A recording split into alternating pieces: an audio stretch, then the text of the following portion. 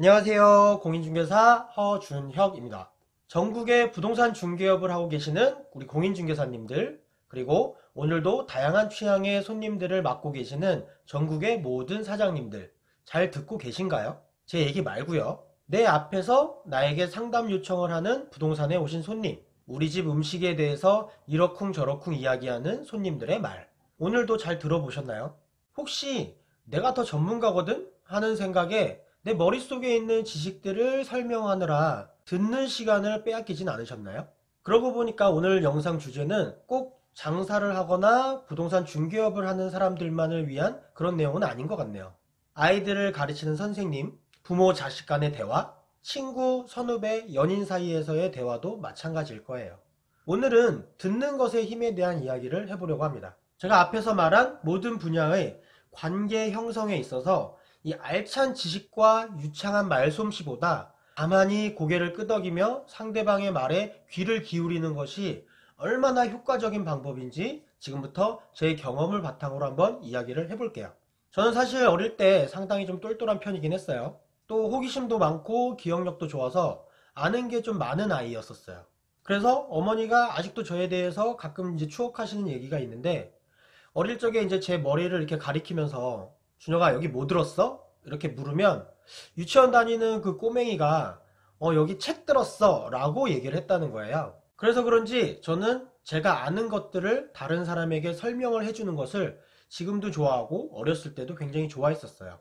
누군가가 무엇에 대해서 물어보면 그것에 대한 답을 찾아서 알려주는 것을 즐거워했던 것 같아요. 그래서 지금도 이렇게 유튜브도 하고 있는 거겠죠. 그리고 여러분들이 가끔 댓글에 남겨주시는 그런 질문들이 저는 그래서 너무 반가워요. 그래서 최대한 많은 분들께 답변을 드리려고 하는 건데, 제가 또 중개업을 하면서 이 유튜브를 하다 보니까 가끔 제가 놓치는 댓글도 있더라고요. 그래서 제가 혹시 답변을 못 해드린 댓글이 있으면 꼭 다시 남겨주세요. 아무튼 이렇게 제가 설명을 하는 것을 좋아하다 보니까 이 상담하는 일이 나와 잘 맞을 거라는 생각을 하게 됐어요. 그리고 우연한 기회를 통해서 이 부동산 중개업이라는 직업이 있다는 걸 알게 됐죠. 이 과정에 대한 이야기는 다음번에 영상으로 한번 만들어서 또 올릴게요. 그래서 저는 제가 부동산 중개업을 하면 정말 잘할 수 있을 것 같다라고 생각을 했어요. 아는 것도 많고 설명하는 것도 좋아하고 말도 또 잘하다 보니까 고객 영업은 자신 있다고 생각을 했던 거죠. 그리고 주변에서도 그랬어요. 인물도 좋고 성격도 좋고 말도 잘하고, 인물도 좋고 성격도 좋고 말도 잘하고, 난리가 났네. 난리가 났어. 아무튼 그래서 부동산을 시작을 했죠. 정말 열심히 떠들었어요. 상가 매물 하나를 얻기 위해서 제가 아는 부동산 지식들을 열정적으로 설명을 했죠. 가게를 알아보러 오는 손님들을 만나도 마찬가지였었어요. 지난 영상에서 제가 말씀드린 적이 한 번 있죠. 가게 이름만 대면 가게에 대한 내용이 줄줄줄 나와서 제가 알파고인 줄 알았다고. 손님들도 놀랄 정도였었어요. 젊은 사람이 뭐 그렇게 아는 게 많냐고. 그런데 공인중개사로서 저에게 중요한 건 아는 게 많으시네요, 똑똑하시네요, 이거 아니죠. 계약이 나와야 할 거 아니에요. 저는 그때까지 큰 착각을 하고 있었던 거예요. 이 영업은 말만 잘한다고 되는 게 아니었던 거예요. 오히려 말보다 더 중요한 게 있었음에도 불구하고 그걸 몰랐던 거죠. 유창한 말솜씨보다 먼저 갖춰져야 하는 것이 따로 있었음에도 불구하고 열심히 손님들에게 나의 말솜씨를 뽐내느라 매우 중요한 것을 깨닫지 못하고 있었던 거예요. 그게 바로 뭐냐면 듣는 것의 힘이라는 거죠. 한 번은 손님이 가게를 알아보러 왔는데 그날따라 제가 너무 지쳐 있었어요. 일단은 열심히 그렇게 브리핑을 했는데 계약이 잘 안 나오니까 마음적으로도 많이 지쳐 있었던 것 같아요. 그런 상태에서 손님이 원하는 가게 스타일을 알아내려고 이런 설명, 저런 설명, 그리고 이 가게, 저 가게의 장단점들, 자, 이런 것들을 막 설명을 했는데 계속 손님 반응이 시큰둥한 거예요. 그래서 그날은 나도 좀 지쳐 있었고, 그래서 일찍이 그 손님을 좀 포기하려고 마음을 먹었어요. 그리고 이 손님이 도대체 무슨 생각을 하고 있나 한번 드러나 보자. 자, 그렇게 생각을 했죠. 그래서 중간에 끼어들지도 않고 그냥 손님 하는 말을 가만히 듣고만 있었어요. 그런데 그렇게 가만히 듣고 있으니까 손님이 점점 더 많은 이야기를 하시더라고요. 전에 사실 무슨 가게를 했었고, 잘 안 됐고, 가게를 팔았고, 그래서 지금은 돈이 부족하고, 이런 음식을 하고 싶은데 단가는 어느 정도 생각을 하고 있고, 아이들이 어려서 늦게까지 장사를 할 수가 없고, 가게는 집과 가까웠으면 좋겠고, 그러면서 개인적인 상황들 그리고 창업과 상관없다고 생각한 이야기들을 저에게 마구마구 이야기를 하기 시작을 하시더라고요. 옛날 옛적에 있었던 사건들까지 한참을 손님의 이야기를 듣기만 했는데 어느새 손님하고 너무 가까워진 거예요. 처음에는 대답도 잘 안 하시고 예산이 어느 정도 되냐고 물었을 때도 그것에 대해서 투명하게 말씀을 안 해주셨던 손님이 점차 저한테 마음의 문을 열고 솔직한 속마음을 털어놓기 시작을 한 거예요. 왜 대개 이 부동산의 가게를 알아보러 오시는 분들은 이 부동산에 대한 선입견이 조금씩은 있어요. 눈탱이 맞춰버리고 나몰라라 하는 부동산들이 간혹 있다 보니까 이게 쉽게 속마음을 오픈하지 못하고 자꾸 간만 보는 거죠. 그런 분들이 상당히 많아요. 그런데 거기에다 대고 그렇게 열심히 가게의 장점들만 다다다다다다 설명을 해댔으니 저도 참 저죠. 그런데 그렇게 하루는 손님의 이야기를 쭉 듣기만 했더니 그 손님의 이야기 속에 요소들이 퍼즐처럼 맞춰지면서 그 손님이 진정으로 원하는 상가가 제 머릿속에 보이기 시작을 하더라고요. 진짜 신기한 경험이었죠. 결국 그 손님한테는 제가 크게 말 몇 마디 하지도 않았고, 그런데 결국 진짜로 그 상가를 계약을 하셨어요. 그렇게 열심히 제가 침 튀겨가면서 열변을 토해가면서 브리핑할 때는 시큰둥하셨던 분이 그 상가를 계약을 하신 거예요. 그래서 그때의 경험을 바탕으로 여기저기에다가 실험을 한번 해봤죠. 우연치 않게 깨달은 게 있으니까 적용을 해봐야죠. 괜히 제가 기분 탓에 혼자서 오해하는 걸 수도 있잖아요. 일단은 친구와의 술자리에서 예전 같았으면 서로 자기 잘난 척 하느라고, 특히 남자들은 더해요. 그렇게 항상 자기 얘기하느라 바빴죠. 그런데 가만히 친구 얘기를 들어주기 시작을 해보니까 그 친구가 점점 더 많은 이야기를 하죠.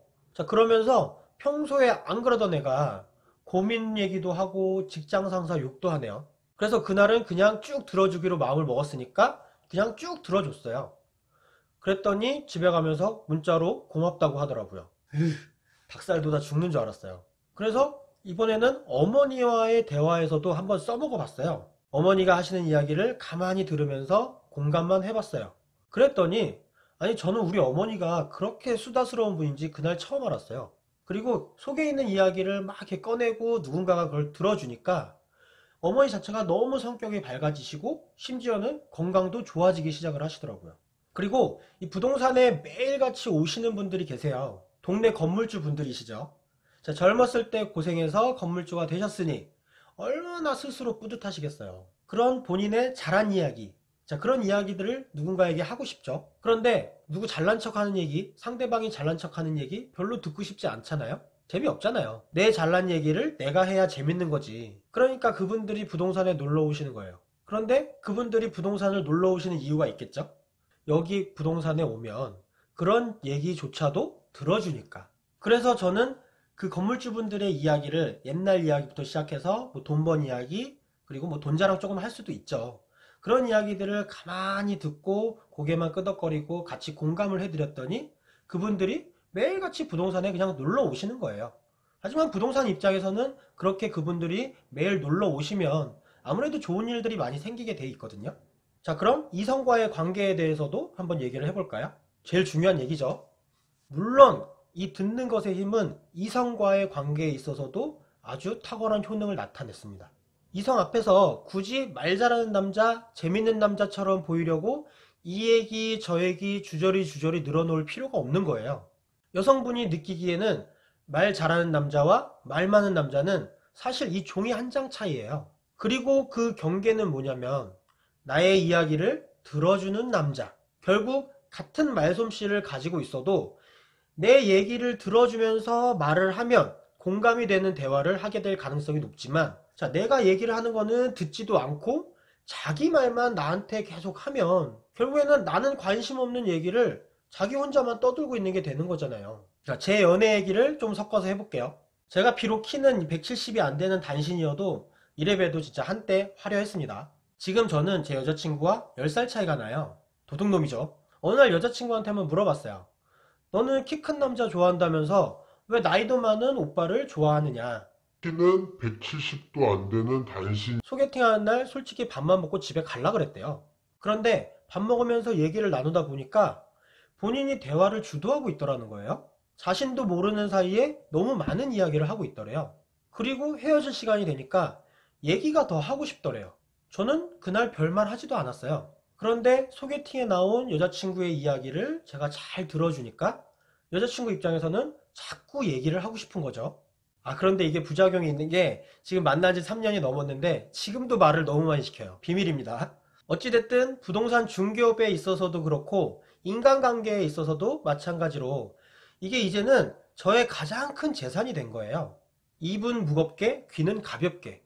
물론 상대방이 잘난 척하는 얘기 가만히 들어만 준다는 게 절대 쉬운 일은 아니에요. 하지만 한편으로는 너무 효율적이지 않나요? 힘들게 입 아프게 하루 종일 내가 떠들 필요도 없이 가만히 귀만 열고 듣다 보면 상대방을 비롯한 매우 많은 것들의 정보를 얻게 되는 거예요. 이제 내 자신을 한번 거울에 비춰보세요.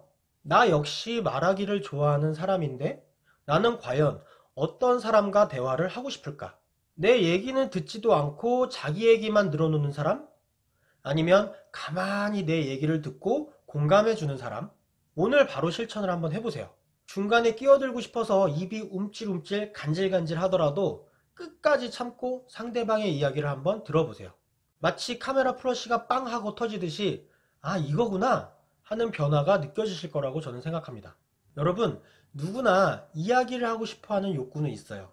그런데 그 욕구를 누군가가 해소를 시켜준다면 그 사람은 당연히 당신에게 호감을 가질 수밖에 없겠죠. 누군가가 느꼈을 때 이야기하고 싶은 사람, 나 저 사람과 대화하고 싶다. 이런 생각이 들게끔 하는 것은 내 스스로에게 아주 큰 자산이 된다고 생각을 합니다.